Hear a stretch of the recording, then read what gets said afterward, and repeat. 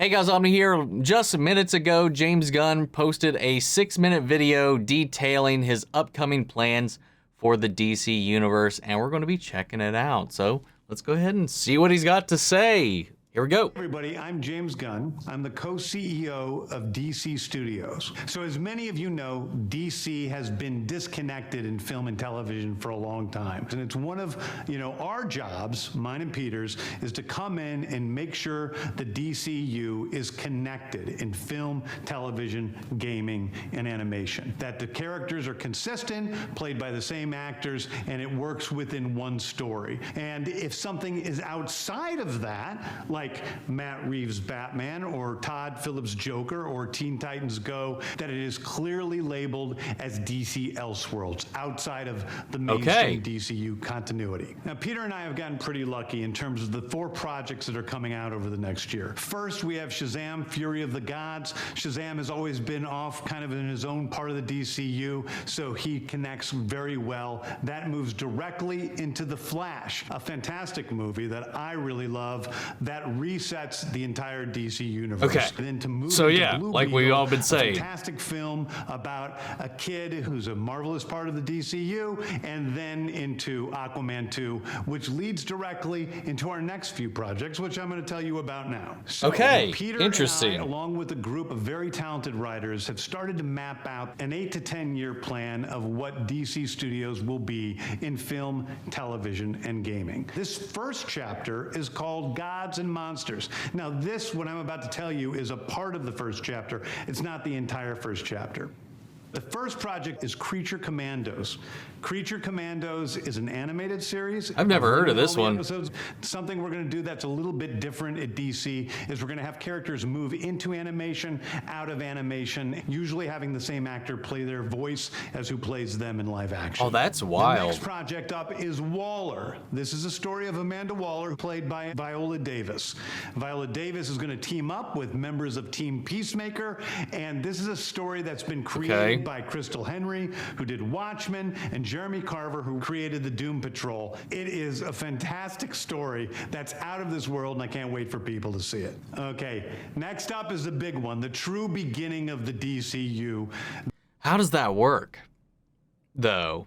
Like, because Peacemaker, like, clearly, at least based off of season 1, was in the original timeline. Are there going to be alterations for season 2 or Team Peacemaker as they appear in Waller? That gives me so many questions, man. We'll just have to wait and see how they execute, what actually Flash changes. Because the way he implied it is that Shazam's going to lead to Flash, and then Aquaman 2 takes place in a post-Flash timeline, meaning, I guess, implying also that, like what Jason Momoa said not too long ago, that he doesn't plan on giving up the mantle of Aquaman, but he also may be playing some other characters.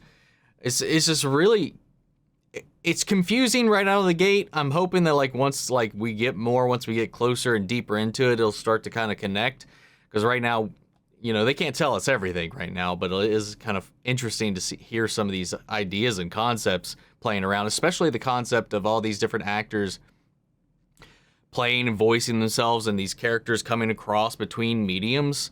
So you'll have the same person playing the character in the game, playing the character on the animated show, and these characters transitioning into live action when it's appropriate.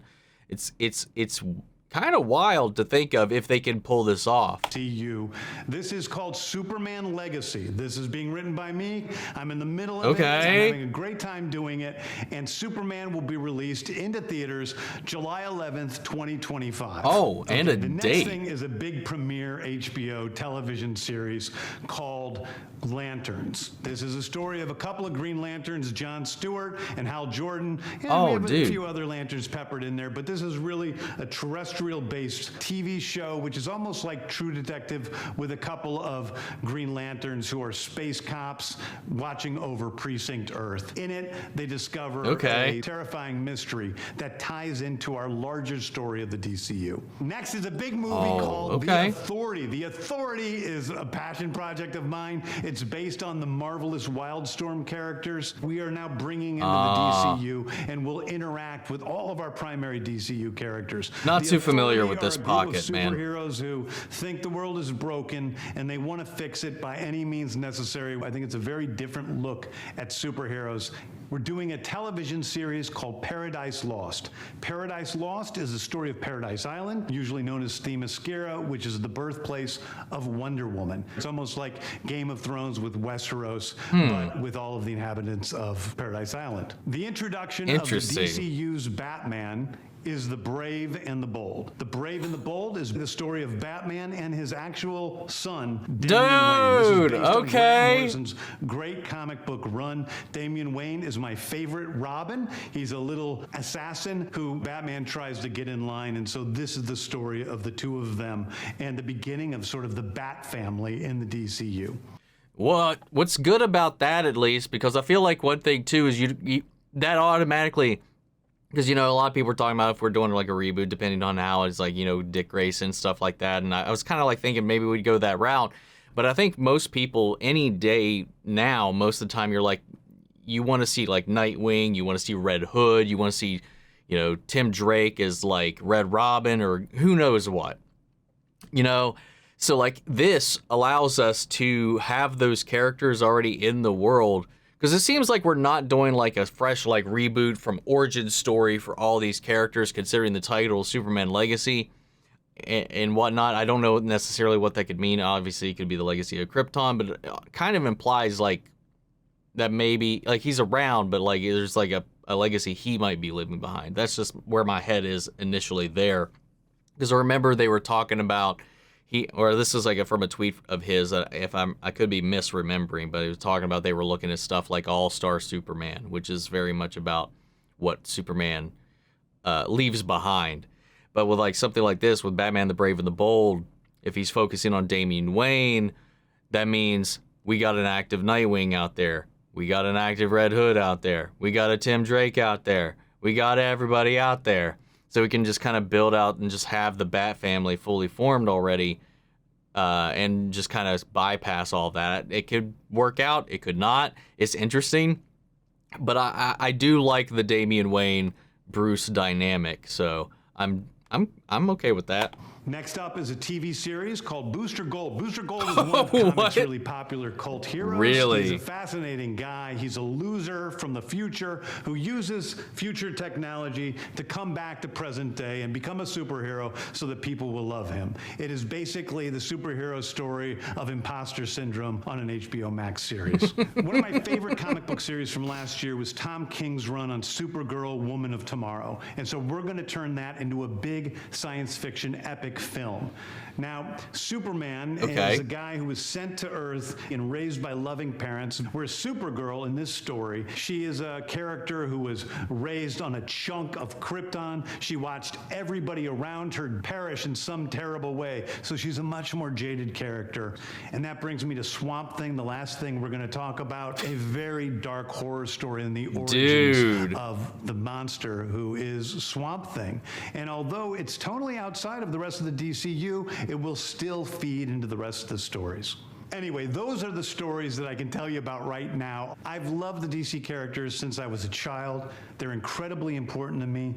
I knew that this was a once-in-a-lifetime opportunity to do something very different. One of the things that's very important for me in all of these movies and TV series is that the director's vision and the vision of the writers and all of the creators is unique. It's something special. Storytelling is always king. That's all that matters to us. And I want to be true to those stories. I want to be true to you guys and really give you something different than you've ever seen before. Anyway, thank you, everybody. Interesting. I hope this was exciting for you because it's really exciting for me. And I can't wait to start to dive into these stories with you guys on this grand adventure. Thank you so much.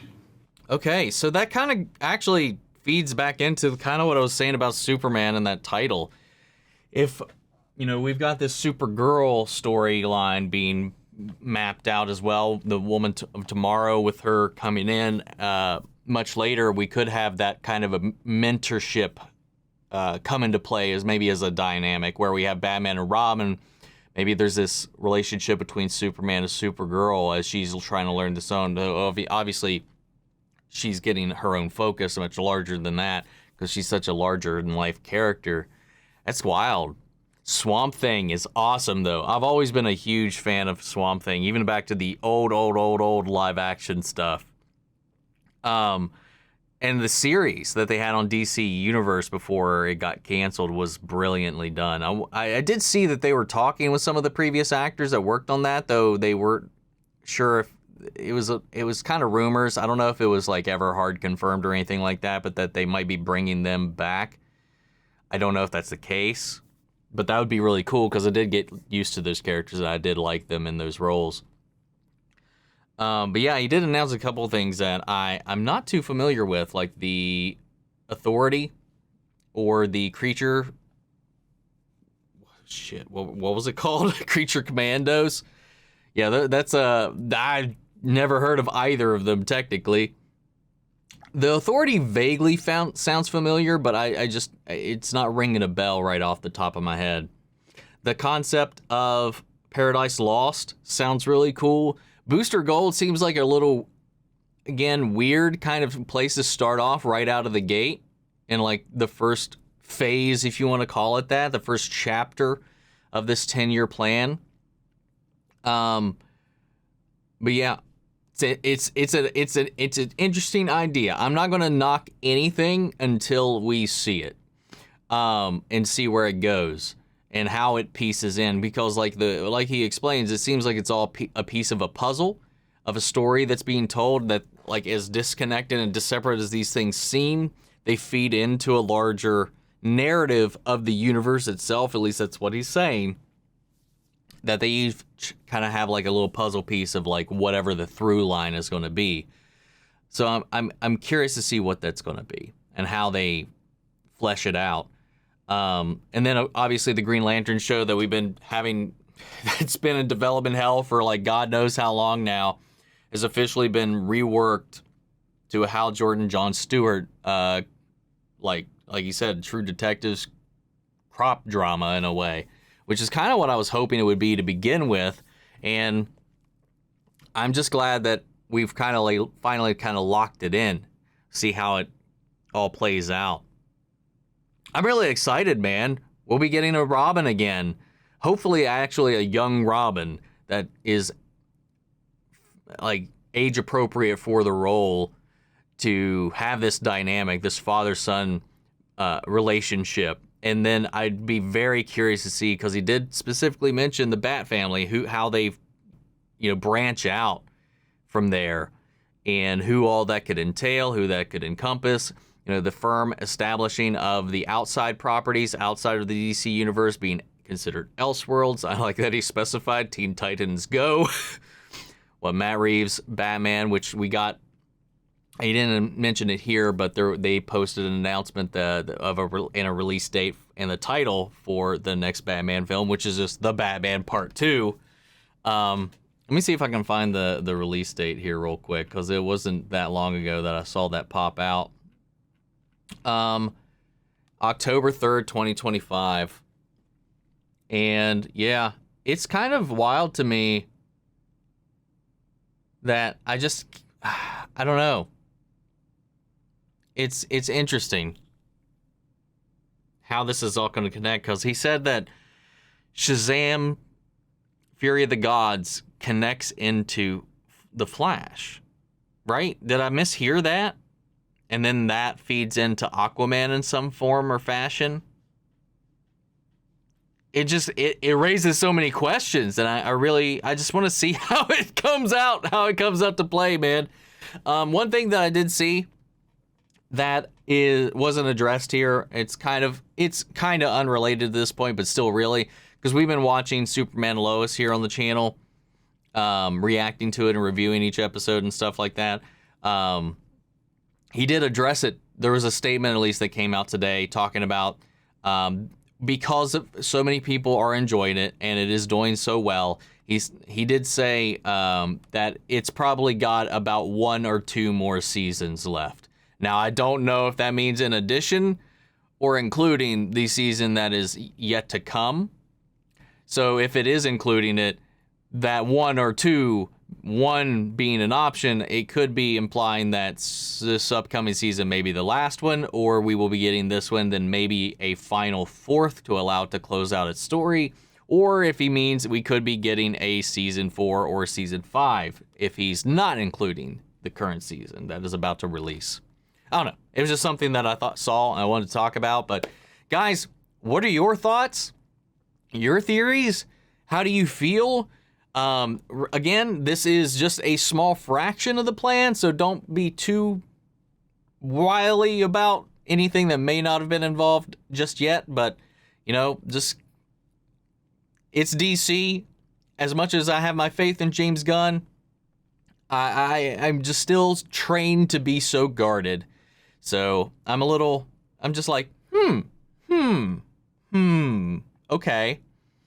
So yeah, that's about where I'm at right now. But guys, let me know your thoughts. Sound off the comments. Let me know your thoughts down below. We'll carry on the conversation after the video. Please leave a like, subscribe if you're not already, because we'll be covering all this stuff as it releases here on the channel. And speaking of, before you go, I want to shout out our channel legends: Benny Sher, Ryan Karen, Jason Coleman, Philly Vane, Yori Coruscant, Margaret Grace, Melita, Robert Anguiano, Rava McGann, Jeffrey Hale, M. Sephiroth, Jake Cantrell, Amy Becca, and Josh Lee. Thank you guys so much for your continued support. That's it for this video, guys. I'll see you all in the next one. Take care, everybody.